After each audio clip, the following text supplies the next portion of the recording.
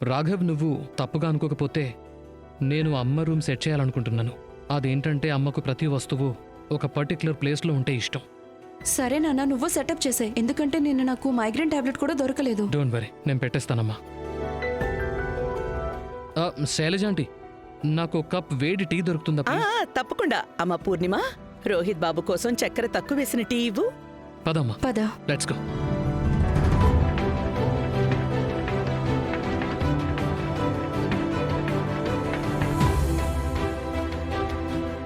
విరాజ్, ఏమైనా తెలిసిందా? నువ్వు చాలా ఎక్కువ ఆలోచిస్తున్నావు. విరాజ్, నాకు తెలుసు గత కొన్ని వారాలుగా చాలా జరిగిపోయాయి. కానీ ఇలా సడన్ గా ప్రాణం తీయడానికి షూట్ చేయటం, అండ్ నేను కోర్టుకు వెళ్తున్నప్పుడు కూడా నేను ఆఫీస్లో లాక్ అయిపోయాను. నేను చాలా కేర్ఫుల్ గా ట్యాంక్ మీదకి ఎక్కాను. నేను సడన్ గా ఎలా పడిపోయాను, ఇవన్నీ ర్యాండమ్ అని మాత్రం నేను అనుకోవటం లేదు. రేఖ, నేను చెప్పేది విను. అప్పుడప్పుడు లైఫ్ లో కొన్ని ఇన్సిడెంట్స్ జరుగుతాయి. ట్యాంక్ మీదకి ఎక్కినప్పుడు ఎవరైనా పడిపోవచ్చు కదా. లేదు విరాజ్, ఖచ్చితంగా ఏదో ఉంది. అది నా ఎదురుగానే ఉంది, కానీ నేను చూడలేకపోతున్నాను.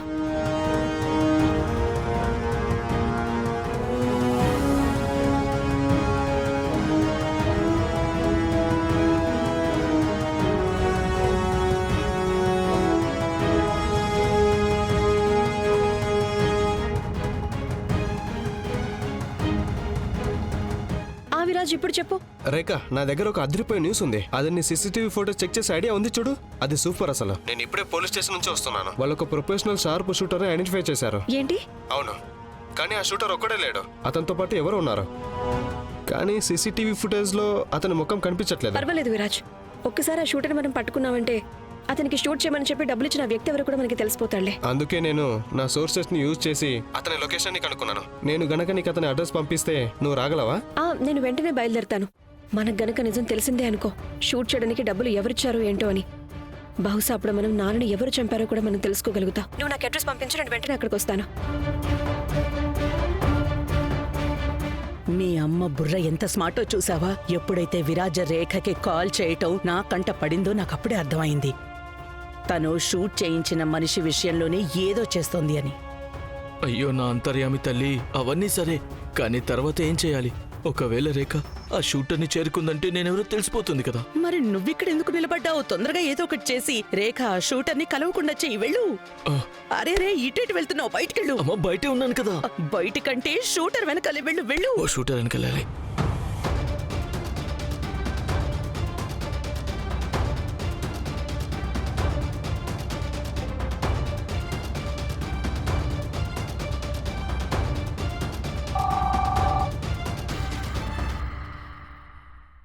రేఖ, పోలీసులు ఈ షార్ప్ షూటర్ ని పట్టుకోవడానికి ఏ క్షణంలోనైనా రావచ్చు. కానీ నిన్ను షూట్ చేయించింది ఎవరో మనకి తెలియాలి అంటే పోలీసుల కంటే ముందు మనమే తని పట్టుకోవాలి. ఇంతకు నువ్వు ఇప్పుడు ఎక్కడున్నావు? నేను ఇక్కడ ఈ పార్కింగ్ ఎంట్రన్స్ ఉంది కదా, అక్కడే ఉన్నాను. అవునా? రేఖ, నేను చెప్పింది జాగ్రత్తగా విను. అక్కడ చూడు, ఐస్ క్రీమ్ బండి దగ్గర ఐస్ క్రీమ్ లెదర్ జాకెట్ లో కూడా ఉన్నారు కదా, అతనే షార్ప్ షూటర్.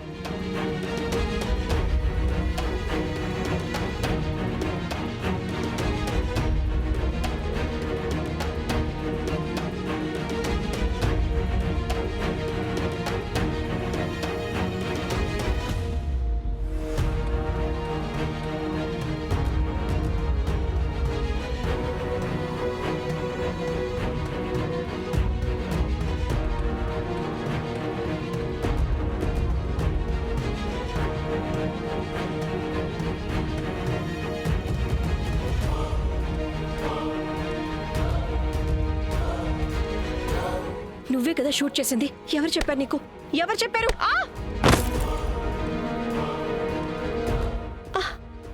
రేఖ, నీకేం కాలేదు కదా? నేను బానే ఉన్నాను విరాజ్, నువ్వు వెళ్ళి దాన్ని పట్టుకో.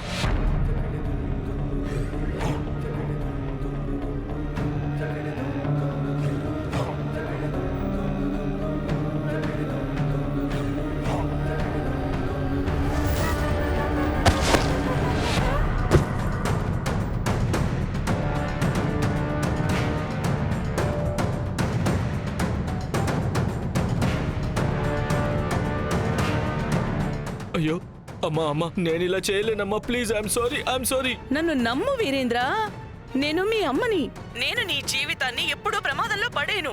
అయినా నీకు నీ ప్రాణాలు కాపాడుకోవాలనుంటే నువ్విలా చేసి తీరాల్సిందే నాన్నా. కానీ అమ్మా, ఇలా నేను చెప్పేది అర్థం చేసుకోవడానికి ప్రయత్నించు. మనిద్దరం ఒకే నావలో ప్రయాణిస్తున్నాం. ఇప్పుడు ఆ నావకి కన్నం నీ వల్ల పడినా నా వల్ల పడినా సరే మనిద్దరం మునిగిపోతాం. మరి మనమే మునిగిపోతే మనం కన్న ప్రతి కళ, ప్రతి కోరిక దేనికోసమైతే మనం ప్రాణం పెట్టి కష్టపడ్డామో, రక్తాన్ని చిందించామో ఆ కలలన్నీ ముక్కలైపోతాయి నాన్న. మనం చాలా చాలా దూరం వచ్చేసాం. ఇప్పుడు వెనక్కి తిరిగి చూడలేం. పట్టుబడిపోయాం అనుకో, ఇప్పుడు మనిద్దరి శేష జీవితం చీకటి గదిలోనే గడపాల్సొస్తుంది. నువ్వు జైల్లో గడిపిన నీ ఆ రోజులు గుర్తున్నాయా లేదా మర్చిపోయావా? సరే సరే సరే అమ్మా, సరే అమ్మా, నేను చేస్తాను. All the best.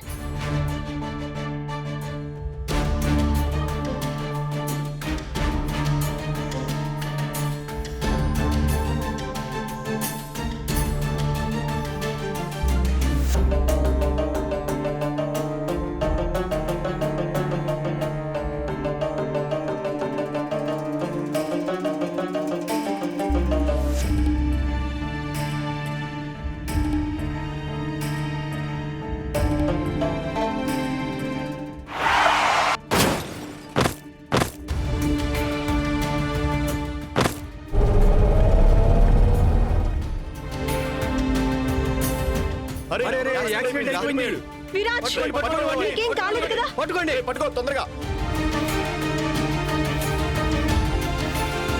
విరాజ్, తొందరగా అంబులెన్స్ కి కాల్ చేయి. రేఖ, కాల్ చేయి.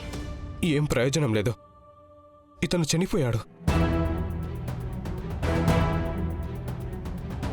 రోడ్ క్రాస్ చేయడం అంటే నేరంలాగా అనిపిస్తుంది. ఎవడో ఒక ట్రక్ ఓడో ఒక టెంపో ఓడో వచ్చి అలా గుద్దేసి వెళ్ళిపోతాడా ఏంటి? నిజమేనయ్యా, ఈ హిట్ అండ్ రన్ కేసులు చాలా ఎక్కువైపోయాయి. కానీ జనాలు కూడా రోడ్ చూసుకునేమన్నా రోడ్ క్రాస్ చేస్తున్నారా? రోడ్ మీద వీళ్ళ దృష్టి కూడా ఎక్కడుంటుందో ఏమిటో అసలు. రోజంతా ఫోన్ పట్టుకుని టిక్ టిక్ టిక్ అంటూ చూస్తూనే ఉంటారు. ఈ షూటర్ చనిపోవడం వల్ల మొత్తం సాక్ష్యాలన్నీ చేజారిపోయాయి. ఇప్పుడు మనం ఆ మనిషిని ఎలా పట్టుకోగలం? మా నాన్న రికార్డింగ్ గురించి తెలిసి నన్ను చంపడానికి ట్రై చేసింది ఎవరు అని. ఇప్పుడు మీ నాన్నగారి గురించి నా నిజం మనం ఎలా తెలుసుకోవాలి? శభాష్ వీరేంద్ర, శభాష్. ఈ రోజు నాకు పూర్తి నమ్మకం కలిగింది. నువ్వు ఖచ్చితంగా నా కొడుకువే. అమ్మా, నువ్వు ఈ రోజు నాతో ఏదైతే చేయించావో దానికి నేను నిన్నెప్పటికీ క్షమించను, అస్సలు క్షమించను. సరే, నువ్వు నన్ను ద్వేషించుకో, చేసుకో. కొడుకు కుపుత్రుడవ్వచ్చేమో, కానీ తల్లి ఎప్పుడు కుమాతవ్వదు. నిన్ను కాపాడుకోవడానికి, నా కొడుకు వీరేంద్రని కాపాడుకోవడానికి నేను ఏం చేయాల్సి వచ్చినా సరే నేనది చేస్తాను. అదేంటి సార్, మీరేమో నా ట్రక్కు కావాలని అడిగారు, నేనేమో ఎవరినో ట్రక్కుతో గుద్దేశాను. దానికి నాకు ఎక్స్ట్రా డబ్బులు కావాలి. ఇది తీసుకో, ఈ ట్రక్ దాచేసాయి, మాయమైపో, సరేనా? ఇంకెప్పుడు ఇక్కడ కనిపించొద్దు.